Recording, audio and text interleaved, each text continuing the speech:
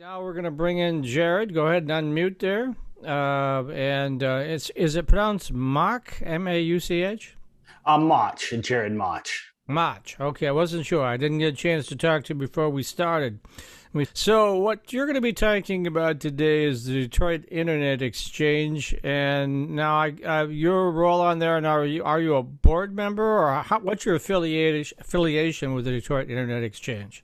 Yeah, so I'm on the board of the Detroit Internet Exchange. We're very excited. We recently received our not-for-profit status, 501c, not-for-profit status, so we can go ahead and continue to operate. Detroit Internet Exchange is the largest interconnection point in Michigan. For basically bringing traffic together between all of the different companies, the IT companies, ISPs, and such. And I'm also a direct member of it because I own and operate a fiber to the home ISP out in Washtenaw County here in Michigan. Oh, okay. Well, I'm in Ann Arbor myself, so a fellow Washtenaw County person. Anyway, so let's talk a little bit about the origins of this. How long has the Detroit Internet Exchange been around, and how did it get started? Yeah, so I mean, the Detroit Internet Exchange was originally started out of 123net. But 123net is really, has brought on some of us to help bring it, I think, to be more independent from the organization. So, hence moving into a separate legal entity. Like I said, we're excited about the not-for-profit status, and it's it's a great place for everyone to go and basically interconnect with all of this traffic. We've been around for a long time, continue to grow traffic. We're the largest fee-free based internet exchange point out there. So when you talk about a lot of these other places, a lot of them are run by commercial companies and stuff. And it's really nice to have some people who are in it just not only for the pure love of the tech, but, for all of the business wins that you get out of it as well. And so let's talk about what it does for business then. How can businesses get plugged into the Detroit Internet Exchange? Yeah, so there's a number of facilities. So if you're an IT director or something, you may have stuff co-located with a number of different places, either down in the Rensen or like the Edge Connects facility in Southfield. If you're there, you can actually go and get a connection over to one of the network elements, the network switches that Detroit Internet Exchange operates. And once you get on there, you can peer on the route server with a bunch of different companies. We're excited to have people like Microsoft join us there. You can connect directly with Google. And so when you're going and you're taking your applications, you're putting them in the cloud, or you're bringing stuff in from your content delivery network partners like an Akamai or a Cloudflare. And those companies are also there. So it's basically a good way to, reduce your cost and actually get good performance to those networks as well. Is there a charge for this? I'm assuming this isn't free, right? So ports, like I said, we're the largest fee-free based thing, which is a bit of a tongue twister, but there's no charge for ports at the Detroit Internet Exchange right now, and you may have to pay some sort of fee to your co-location provider. They have cross connect fees to get to other cages and such, depending upon what facility you're in. But for example, if you're in the 123net facilities, there's no fees to connect into the Internet Exchange. But in my day job, I work for a commercial company, and we have our equipment located in the Edge Connects facility, and we connect in with 300 gig ports into the Detroit Internet Exchange. Huh. Why is it important to have an internet service like this in the state of Michigan? What does it bring to the state? So it brings us independence from some of the adjacent states, just like having your own, natural gas generator or something to help you survive, because I know a lot of people are still without power right now from all the storms. A lot of internet traffic goes in detours through some of the major interconnection points in, Washington, D.C. or Boston, New York, and Chicago.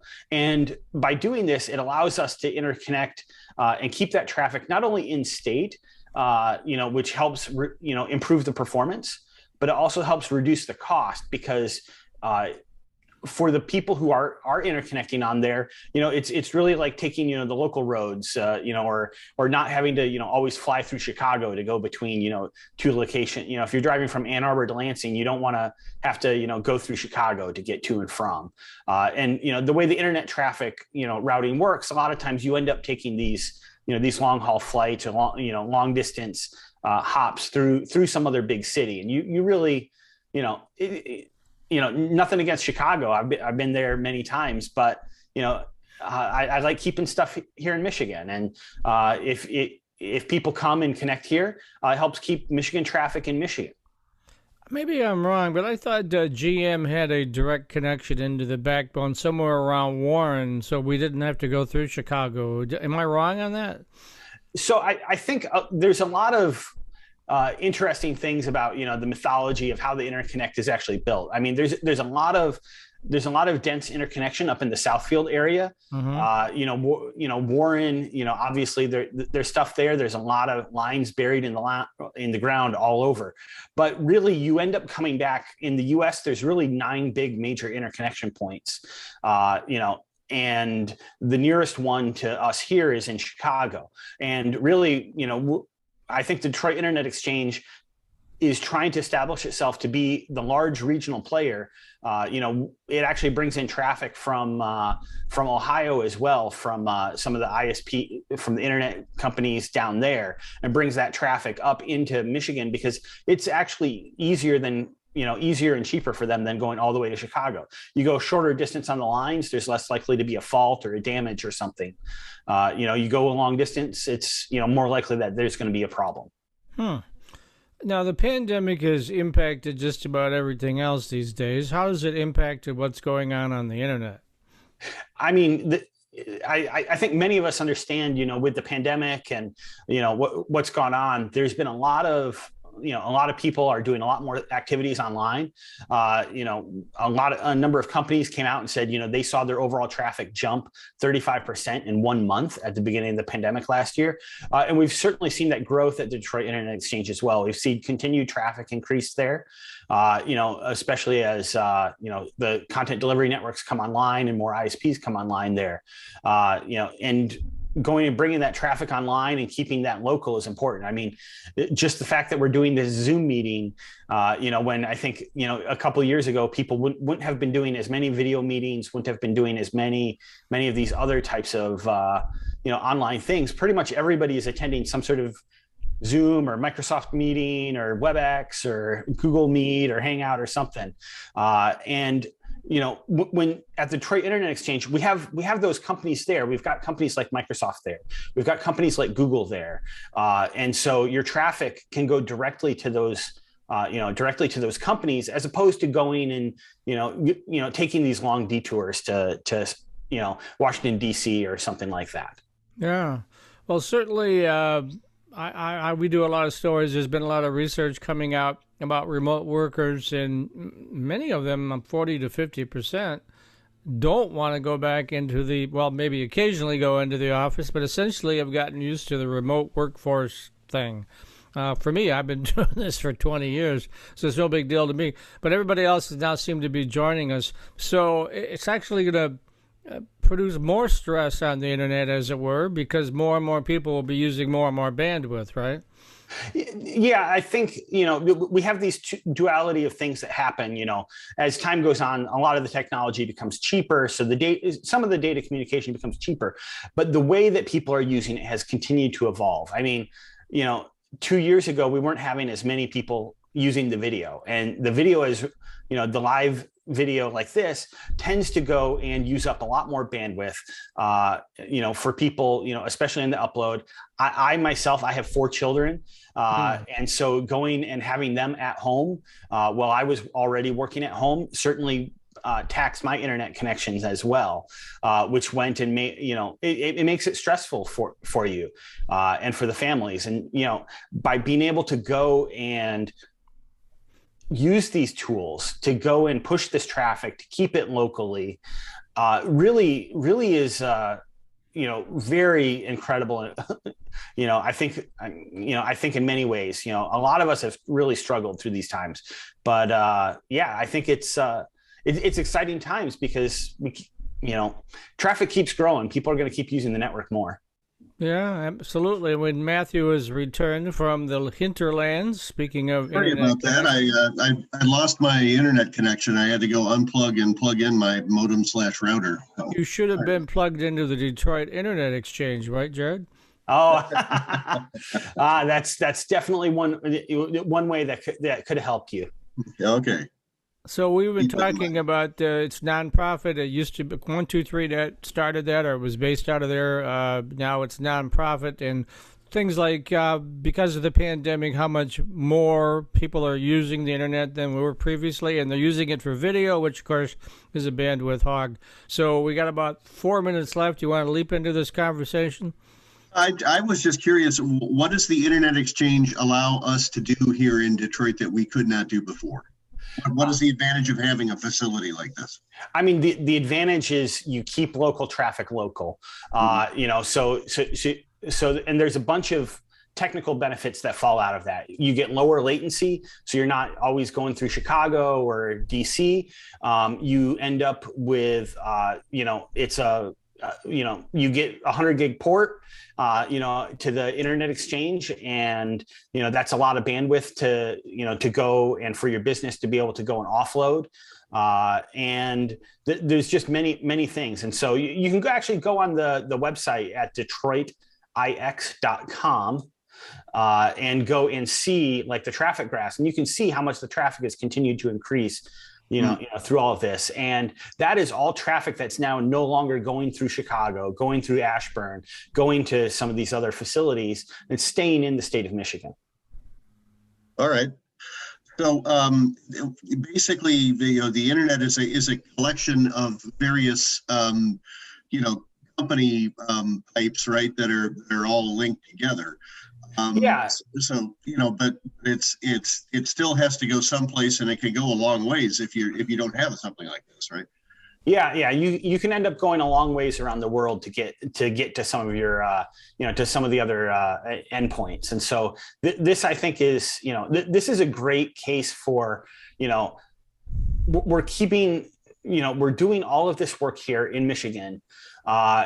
We don't have to be so dependent upon some of these other areas. I think a lot of people in Michigan would agree with that. We're very independent-minded people here. Really been out there trying to do to really do some great things. And it's this is like a very exciting time, especially in tech and internet. I think I think the pandemic is really. The pandemic and all of these other activities have really highlighted the values of, value of this communication technology. One last quick question. I know there are places in urban areas. There are also places in rural areas where there are very limited broadband options. What can we do to improve that? Oh, you should have me on for a whole hour to talk about that. I mean, what I've done in the past 18 months myself is I've actually built a fiber to the home network out in Washtenaw County to actually build fiber to my own house as well as to my neighbors. And so you actually have the state, who's actually out, just actually did a grant cycle with the CMIC funding, the Connecting Michigan Communities funding stuff that they gave out, as well as Washtenaw County is in the process of RFP process to go and expand broadband out in a number of the areas that have been unserved or underserved. And and we're continuing to see interest in the federal level as well, and that potentially being funded through infrastructure stimulus stuff. So if there's people out there who are interested in that, I mean, that's a whole nother long conversation to be had about what we can do to connect the communities.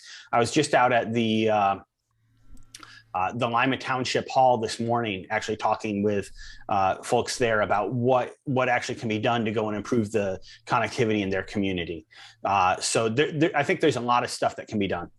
All right, and it's a very good segue for our next guest, who we'll bring in shortly, Phil Saunter from Ann Arbor Spark, who's going to talk about that $2.4 million grant they just received to expand broadband service. But before we let you go, Jared, tell us, or at least tell the business audience, I can do this. I'm one of those days where I'm a little tongue-tied, where they can go find out more information about Detroit Internet Exchange.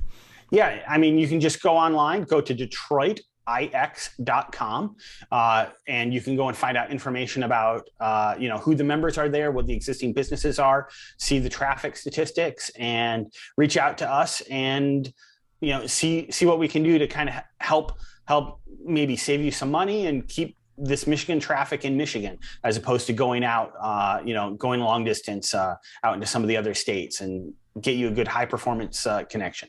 No.